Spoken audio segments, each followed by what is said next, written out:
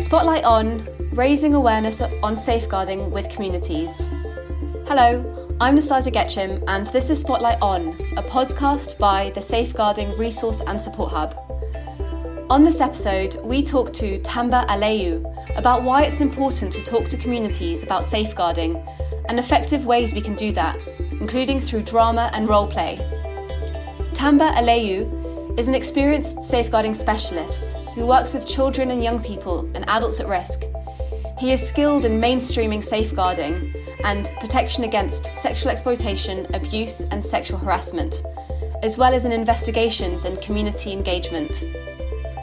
Tamba is currently based in Sierra Leone and is the Global Safeguarding Manager for Restless Development, a youth-led development agency that empowers young people to lead change in their communities.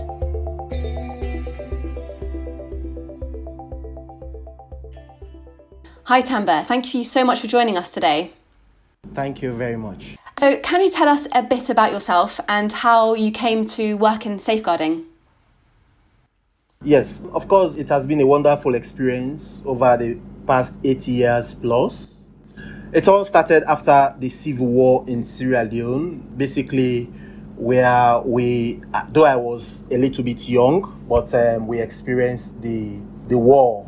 You know, it was very, very disastrous. It was really, really frustrating for us. But after the war, in 2002, we had a large number of influx of aid workers who came to Sierra Leone in order for them to help us.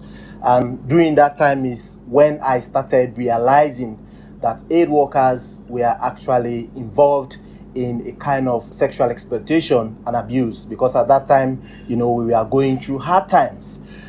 That is where the vision came from. And whilst I was in university, I was involved in some kind of advocacy against sex for grade. In my intern, I volunteered to embark on safeguarding activities for community organization, mobilization and empowerment, where during my intern, then later I was given the position of gender advisor. Then I rose to, in another organization again, I went as safeguarding investigation coordinator. Then I went to Concern Worldwide as accountability advisor. Then I came to Restless Development. Initially, I was the senior safeguarding and protection coordinator, and later promoted to the global safeguarding manager. That has been my journey. Thanks. So it sounds like safeguarding has been a particular area of interest for a long time for you. Can you tell us a bit more about the work that you do with Restless Development? Yes, we have been doing a lot in terms of strengthening safeguarding standards across the agency. So basically what I've been doing over the years is to ensure that we engage in identification of risks, we engage in prevention, we engage in reporting, we engage in response, and of course, we also engage in reporting. For identification, over the years, we have been ensuring that we identify safeguarding risks within our organization as well as in our programs to ensure that we deliver safe programs in our operational areas. So, in terms of the preventive measures, what we have been doing as an agency, we have been ensuring that systems are being put in place, for example, like strengthening our organizational culture, and that we ensure that at individual level, at leadership level, at organizational level, everyone knows their safeguarding roles and responsibility. And also, again, what we have also been doing is, I've also been ensuring that we promote equality, equity, and justice within Restless Development. In fact, that's why recently I developed the Women's Empowerment Policy. That one has been also signed off. What, again, I have also done within the course of my Restless journey is to ensure that we engage in safer recruitment and employee life cycle.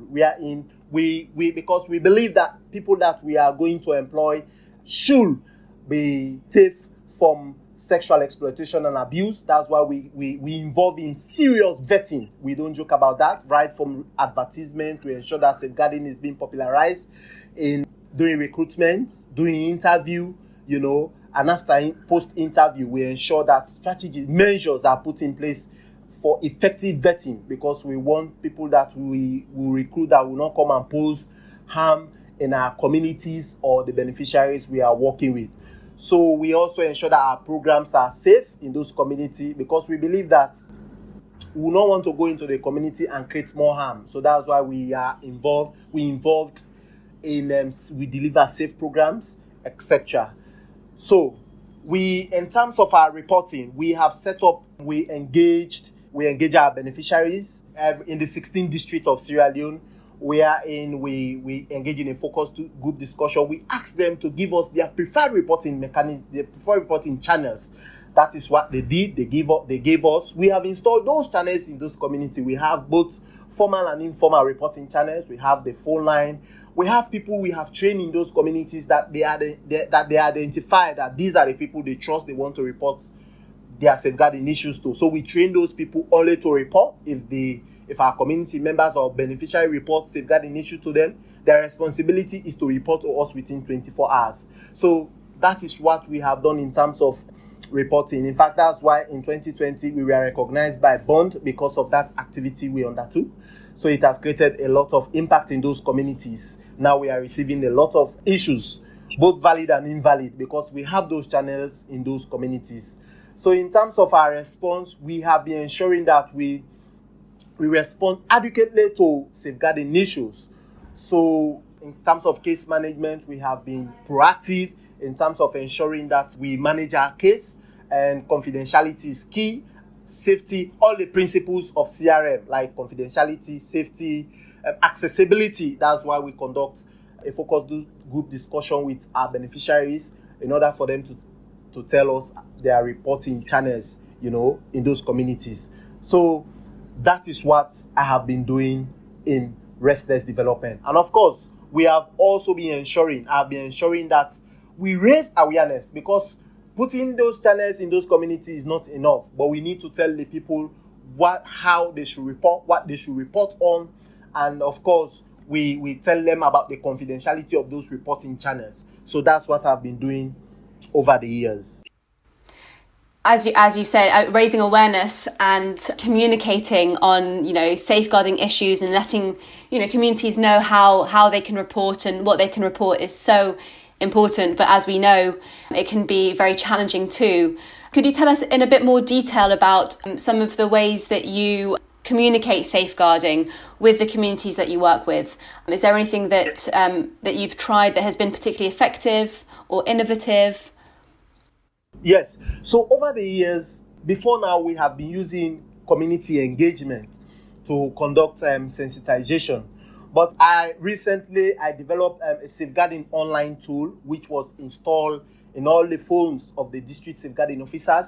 Basically, they go to the community, they ask them questions surrounding safeguarding, their knowledge, beneficiaries and community members' knowledge on safeguarding, their knowledge on our referral pathways, their knowledge on our reporting channels, etc. A lot of questions. So when we analyze the data, it shows that in terms of awareness, we are at a low pace in terms of the knowledge of safeguarding in those communities. So I decided to change the strategy. Now, I look at it, I say, because of when you look at the level of understanding in terms of literacy in those communities, it's very low. So what I did was I look at all our projects. We have Enchimare, we have Leave No Girl Behind, we have so many other projects. So I decided to have drama groups. I first of all call all the district safeguarding officers. We have this meeting. We said because of in terms of the awareness raising, the people in terms of their knowledge, it's very low. So we need to increase their knowledge on safeguarding our reporting channels, etc. So I decided to have drama as the centerpiece of our awareness raising. So I developed skits. Of course, Restless Development, we are working with volunteers, both national and community volunteers. So we have volunteers that are very innovative. So we identify them, we build their capacity, we practice, then they go to those communities. They dramatize on our 7 prohibited behavior. For example, having sexual relationship with someone below the age of 18 years is prohibited. this is something they will dramatize so that the people will understand. And of course, one interesting part of it is after the drama, we'll ask the community members to give us, without saying any word, we ask them to give us their own understanding, what they understand through this drama. So they will give us their own understanding. And of course, it has been really wonderful. It has been helpful. The people make immense contribution on those prohibited behavior, and it has really helped, because sexual exploitation and abuse is something that has, it's something that's common in Sierra Leone, but because of the intervention of NGOs, and the government, it's actually reducing at a drastic pace, and that is why we are engaging our beneficiaries and community members using innovative measures, for example, like dramas and role play. And of course, we also use infographics. These are pictures, because sometimes when you use, I ensure that we target all sorts of categories of people. For example, persons with disability, for those who cannot hear but see, like for example, the deaf. They can see the drama, they can see and understand, what we are dramatizing.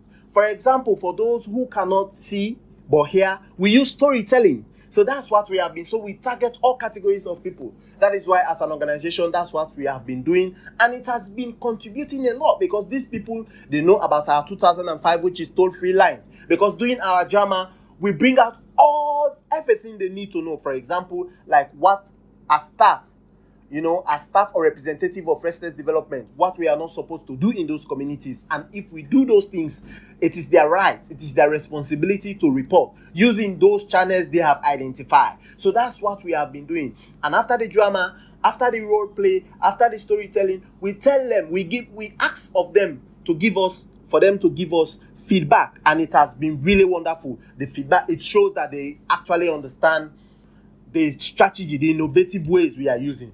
And of course, recently we have done an analysis, and before now we are at a low pace, but the recent analysis we have now, it's really, really, really encouraging. And that's what we'll keep doing in all our projects. So that's the innovative measures we have put in place to ensure that we raise awareness, so that we target all categories of people, whether you are literate or illiterate.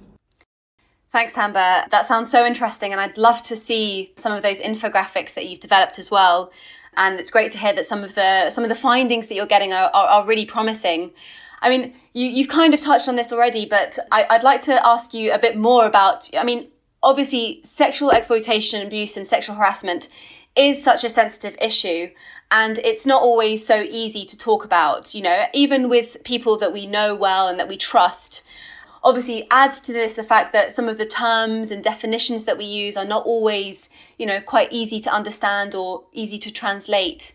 I just wonder whether you've got anything that you can share with us about the approach to communicate on these sensitive issues that you thought resonated really well, or maybe some of the challenges about communicating on this very sensitive issue. Yes, what I've been doing over the years is, of course, we believe that sexual exploitation and abuse is very sensitive, and that is why we have been ensuring that measures are put in place to overcome those challenges. So what we have been doing over the years is we have been engaging community stakeholders, because if we grasp the knowledge, then we will not have much challenge with engaging the community members. So we have been engaging them for the community stakeholders to know the implication of sexual exploitation and abuse. For example, we have, sometimes we use symbolism and we use our traditional setting for us to really bring out this message. For example, when you look at the hen, when the hen is raising the chicks, you find out that if anyone wants to harm those chicks, you find out that her reaction will be very much, devastating. So for the community people, when you say safeguard, they really understand the concept that it means protect. But to some extent, they find it very difficult.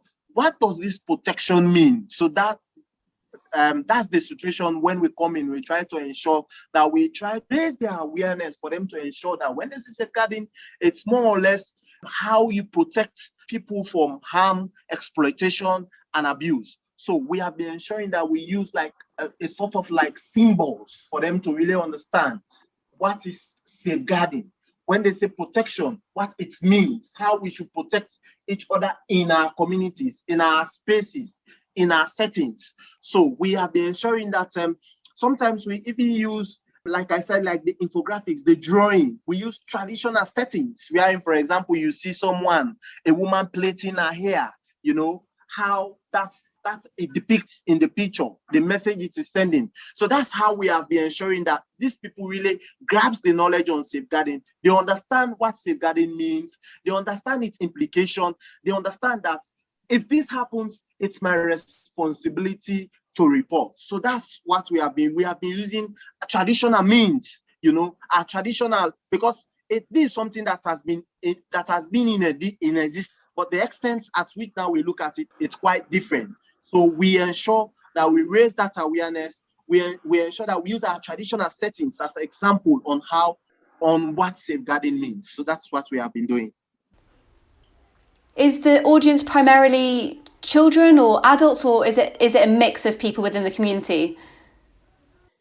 So what we do is we target different people at different meetings, for example, because we want to give people opportunities for them to speak out. Because if you say we'll have meetings with children, adults at the same time, you find out that the children will not speak.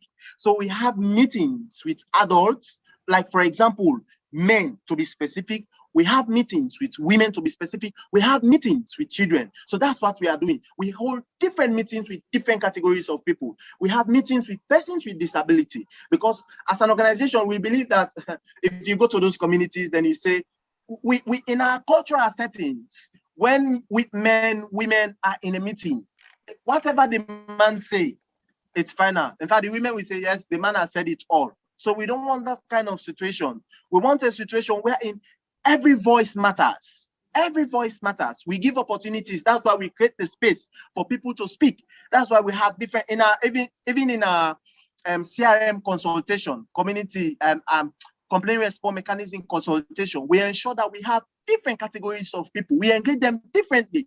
Why are we doing this? We want to ensure that we capture the voices, the opinions of those categories. For example, men, what are they saying? Women, what's their understanding? The children, persons with disabilities. So that's what we are doing. Right. So making sure that you're setting the scene and allowing the space for really meaningful exchange and dialogue. Sure. And then in terms of how you sort of deliver the dramas and the questions, that will differ depending on obviously who you're communicating with. What has been the sort of key impact that you've seen as a result of raising community awareness of safeguarding? You mentioned that after some of your sessions, you'll gather feedback and it's been broadly positive. What has been the impact sort of beyond that you can share with us? So it has been really wonderful, because before now, while we are just having community engagement, dialogue, it was not making any impact. But using innovative ways to raise awareness is really helpful. In fact, that's one message I'm currently sending across to other agencies for us to be using innovative ways, because if we want to target different categories of people, we should be innovative. Safeguarding is a very sensitive concept and it should be treated as one, because, for example, using dramas, using storytelling, role play, using infographics to raise awareness in those communities on safeguarding, on sexual exploitation and abuse, we speak volume. We leave a blueprint in those communities, because if you have system in place and the people don't really understand how to make complaint, when to make complaint, what to complain about, then we are not doing anything. So when we go to those communities, it's our responsibility to ensure that the people grasp this knowledge on safeguarding. They know what their rights are, what they should report on. Because, like I said, my history on safeguarding, way back, we don't have any reporting channel. We were exploited. We don't have any reporting channel. But now we are seeing organizations having systems in place. But now what we have to do is to ensure that the people really have the knowledge. Like I said, accessibility is one of the principles of complaint response mechanism. People should have access to our reporting channel and they should understand what they should report on.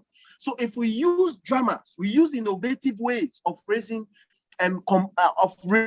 awareness on safeguarding, it will really help. It will leave a blueprint in those communities. Like, we have case studies when we went to those communities, when we engage them on their preferred reporting channel. So many people say a lot of things, about our safeguarding channels, about even engaging them. They feel the ownership, they feel belong, they feel, it's so touching, it's so heart-rending when you hear some of those case studies. And really, it's like a message. We should be using innovative ways of raising awareness in those communities, because we should not leave out persons with disability. Only community meetings will not help. Community dialogue will not help. If we engage in innovative ways like drama, it will help persons with disability. It will help those who even find it very difficult to understand, because it will capture their mind, their attention. If we just stand and talk, people are lost in thought. So you use something that will capture their attention. So that's what we are doing. Sometimes people, not that they don't want to listen, but because of their situation, because of what they are facing, you need to be innovative to capture their attention, to grasp the knowledge on safeguarding. That is exactly what we are doing. Great, thanks. And I mean, that sounds like a very convincing argument for why it's so important to really think outside the box when communicating with the people that we work with, and maybe not rely on the more traditional forms that maybe aren't so engaging. Do you have any key tips for our audience if they were interested in also using drama and role play to start communicating with members about safeguarding? Would you have any tips for them? Yes, I'll have tips for them. In fact, that's why when I put it on LinkedIn, I said I'm open for discussion. In fact, what we have been doing is been having a lot of meetings with different safeguarding focal person from different organizations. So one thing I'll always say is what I have been doing over the years is to ensure that, one, we tell them, you identify few people, you allow them to come forward. You don't force people to come and dramatize. You identify people, you bring out the information that we need people who can help us to raise awareness on safeguarding using drama. You try to identify the resources.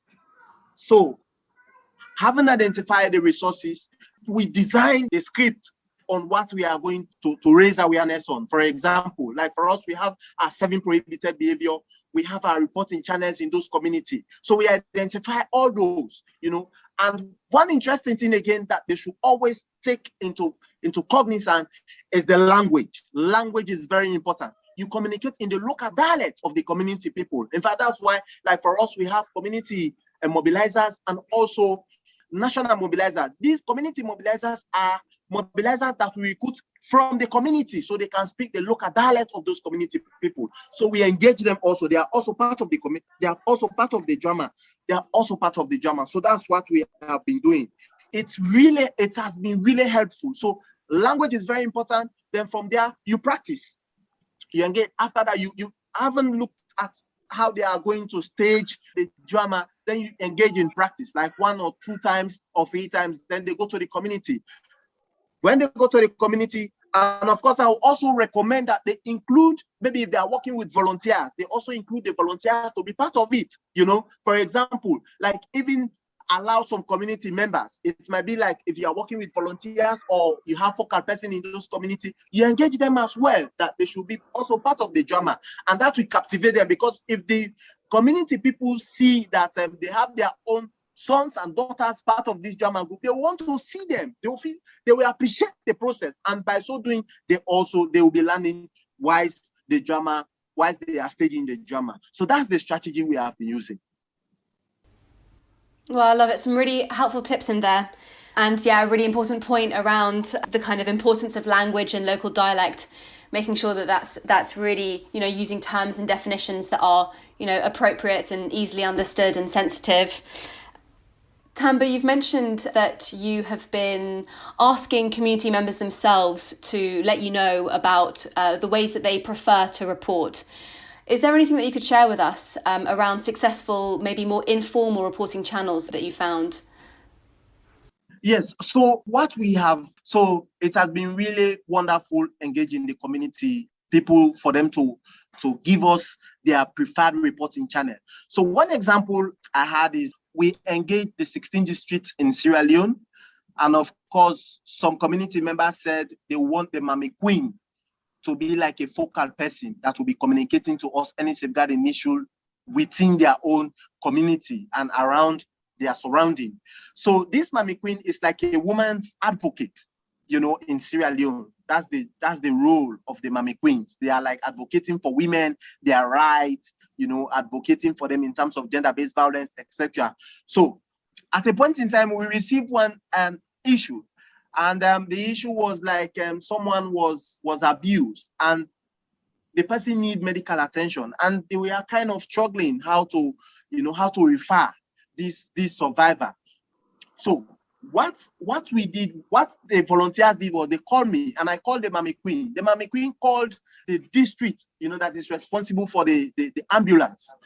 They immediately respond to her call, and the survivor was taken immediately to the hospital. So these are some of our wonderful stories. We tell people that what we have been doing, we don't always rely on our own staff or whatsoever, but we also engage the community people. We train them how to report, and that's what exactly they have been doing. They have connections, sometimes they will be even ahead of us in terms of addressing those issues. Like, for example, like in case of referral, we have also trained them how to make referral. That's exactly what they did.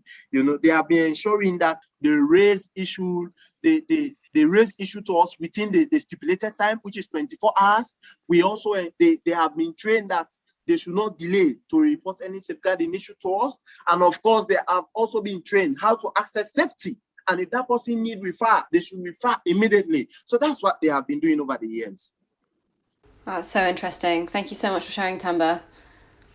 Brilliant. And Tamba, from your perspective, was there anything that you really wanted to really highlight to our audience that maybe didn't come up in some of the questions that I asked you? Yes, I think one thing I really want to highlight. For me, I believe that we should change our strategies in terms of raising awareness. For far too long, we have been engaging in community meetings, community dialogue. I think this is the time for us to use innovative ways of raising awareness on safeguarding. Safeguarding has been a very sensitive subject, and it has created a lot of problem across the agencies, because a safeguarding issue alone, it's really complicated, That's why, but if we raise awareness, people know that safeguarding, they know about our safeguarding policies, they know about our reporting channel, it will help a lot. Because I think one gap we have is in terms of our beneficiaries, there is a kind of a knowledge gap, in terms of their awareness on safeguarding. Sometimes we go and put reporting channels in those communities. We just say, report through this channel, report through, but they don't actually know what they should report on. So if we can change our strategies, we engage them, using different approaches. These people will actually know what they should report on, when to report, how they should report, who to contact, what are some of our reporting channels, etc. Because if we change our strategies, we'll target all categories of people. Persons with disability also have the right to know about safeguarding. We need to target them as well. If we are using different strategies, we are using innovative ways of raising community awareness on safeguarding, it will help us a lot. I think this is something I just want to highlight. Yes, and you started off by saying that there was such low awareness among communities about how and what to report, and we all know in the sector that reporting is generally very, very low. And so to do this seems like such a great way to address that very real problem, and to take the kind of code of conduct and bring it to life through drama to really illustrate very clearly what's unacceptable behaviour, what is acceptable behaviour, and what people can do if they come into contact with that. So yes, thank you so much, Tamba. It was really, really great to hear from you.